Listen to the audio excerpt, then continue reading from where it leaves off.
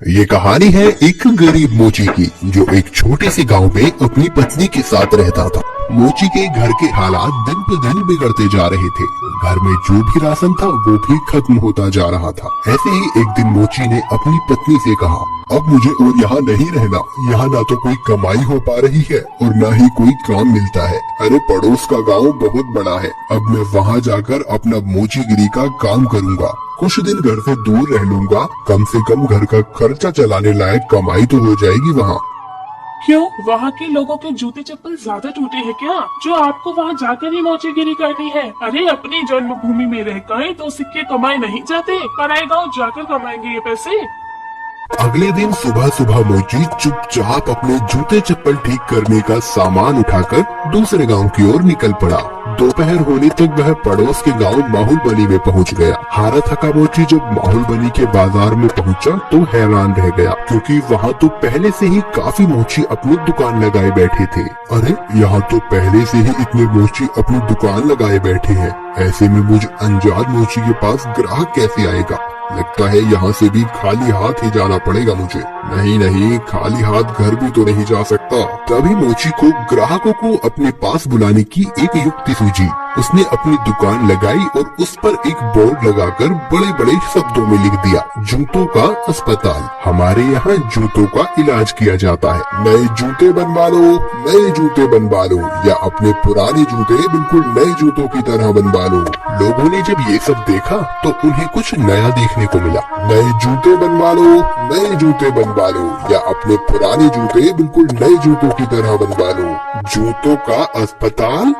अरे भाई मोची, जरा मेरे इन जूतों का इलाज तो करो। हाँ जी सेठ जी, अभी किए देता हूँ। मोची अपने छोटे से अस्पताल पर बैठकर सेठ के जूतों का इलाज करने लगा। ये लीजिए, अब आपका जूता बिल्कुल स्वस्थ है। अरे भाई वाह, कितना हुआ इसका इलाज का खर्च? बस साहब, सिर्फ एक तांबे का सिक्का। लो ये लो। ऐसे ही दूसरा ग्राहक मोची के अस्पताल में अपने जूतों का इलाज कराने आया। मोची ने जूतों का इलाज किया, पैसे लिए और बाकी ग्राहकों का इंतजार करने लगा। आज तो मैंने बहुत पैसे कमा लिए हैं। अगर मैं ऐसे ही काम करता रहा तो बहुत पैसे जमा कर लूंगा और एक घोड़ा खरीदूंगा।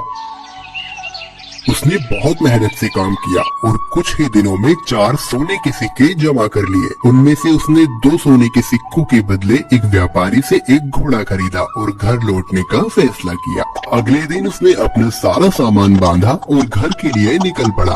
अपने रास्ते में उसे एक घने जंगल से गुजरना पड़ा, जहाँ उसने डाकुओं का एक झुंड देखा। हे भगवान, ये तो डकैत लगते हैं। ये डकैत मेरा सारा पैसा ले जाएंगे और मैं एक बार फिर से गरीब बन जाऊंगा। अब मैं क्या करूं? मोची बहुत चतुर था। उसने हिम्मत नहीं हारी और उसने एक योजना बनाई। उसने एक सोने का सिक्का घोड़े के गले में बांध दिया और आगे चला। चोरों ने उसे पकड़ लिया। अरे ओ, फटाफट अपना सारा पैसा निकालो, चलो जल्दी करो। देखो, मैं एक गरीब मोची हूँ, मेरे पास इस घोड़े के सिवाय और कुछ नहीं है। कृपया मुझे जाने दो डाकू भाई। जैसे ही उसने ये सुना, घोड़ा रेका और उसके गले से वो सोने का सिक्का नीचे जमीन पे गिर गया। अच्छा मक्कार झूठे, हमसे झूठ बोलने की तेरी हिम्मत कैसे हुई? अगर तेरे पास कुछ नहीं था तो ये सोने का सिक्का तेरे पास कहाँ से आया? रुकिए, अभी मैं आपको सब सच बताता हूँ। दरअसल ये घोड़ा सोना उत्पन्न करता है, इसी वजह से मुझे सारे पैसे मिलते हैं। ठीक है, ये घोड़ा तुझे हमें देना होगा, हम तभी तुझे यहाँ से जिंदा जाने देंगे। नहीं, बिल्कुल भी नहीं। अगर मैं इसे तुम्हें दे दूंगा तो मेरे पास कुछ भी नहीं बचेगा। चलो, हम तुम्हें इसके बदले 50 सोने के सिक्के देंगे। ठीक है, पर एक बात का ध्यान रखना कि बारी बारी से अपने साथ इस घोड़े को रखना, वरना आखिर में तुम सब पैसे के लिए लड़ते ही रह जाओगे। मोची ने घोड़ा बेच दिया और घर लौट आया। वो बहुत खुश था कि उसे सोने के सिक्के मिले थे। इस पैसे से उसने अपने ही गांव में थोड़ी सी जमीन खरीदी। इस बीच डकैत भी घोड़े को लेकर अपने अड्डे पर पहुंच गए। वहां डकैतों के सरदार ने अपने आदमियों से कहा, इस गिरोह का सरगना होने के नाते इस घोड़े को सबसे पहले मैं रखूंगा। उन सब ने अपने सरदार की बात मानी और उस रात सरदार अपने अड्डे पर उस घोड़े के साथ सोया। अगली सुबह जब वो उठा तो उसने देखा कि वहाँ अस्तबल में कुछ भी नहीं था। उसने पूरा अस्तबल सही से देखा पर उसे कुछ नहीं मिला। वो जान गया कि इस मोची ने उसे बेवकूफ बनाया है। इस बीच एक और डकैत वहाँ आया। सरदार, आपको सोना मिला? हमें भी बताइए कि कितने सोने के सिक्के घोड़े ने उत्पन्न किए। तुम खुद ही ये पता लगा लोगे जब आज रात तुम खुद ही इस घोड़े को रखोगे। सरदार ने किसी से कुछ नहीं कहा क्योंकि वह अपने आप को बेवकूफ साबित नहीं होने देना चाहता था। एक एक करके सभी डकैतों ने घोड़े को अपने साथ रखा, पर उनमें से किसी को कुछ नहीं मिला। वे सब समझ गए कि उन्हें बेवकूफ बनाया गया है। उस मोची ने हमें बेवकूफ बनाया है, अब हम उसे सबक सिखाएंगे। सरदार, उसने ये साधारण सा घोड़ा हमें 50 सोने की मोहरों में बेचा है। हम उससे अपना पैसा वापस लेंगे और हमें धोखा देने की जुर्रत की सजा देंगे। हाँ, चलो चलो।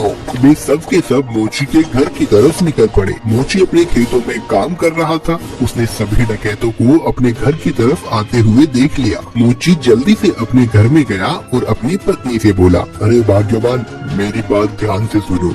अभी एक डकैतों का झुंड यहाँ आएगा और जब वो मेरे बारे में पूछे तब तुम उनसे कहना कि मैं खेतों में काम कर रहा हूँ। फिर हमारे कुत्ते जबरा को भेजना मुझे बुलाने के लिए। ये कहकर वो अपने घर के पीछे छुप गया। कुछ देर के बाद चोर वहाँ आ पहुँचे। वो मोची कहाँ है? बुलाओ उसे, हम उससे बात करना चाहते हैं। वो तो खेत पर गए हुए हैं। आप रुकिए, मैं अभी अपने कुत्ते को भेजती हूँ उन्हें बुलाने के लिए। जबरा, तुम अपने मालिक के पास तो जाना और जाकर उनसे कहना कि कुछ लोग उनको बुलाने आए हैं।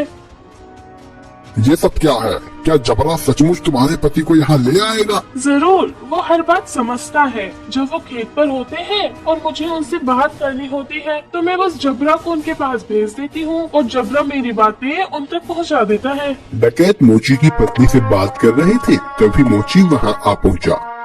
ओह डकैत भाई, आप आए हैं। जबरा ने मुझे बताया कि आप मुझसे कुछ बात करना चाहते हैं। हमें तुम्हारे इस घोड़े से कुछ नहीं मिला। तुमने हमें धोखा दिया, हमसे झूठ बोला।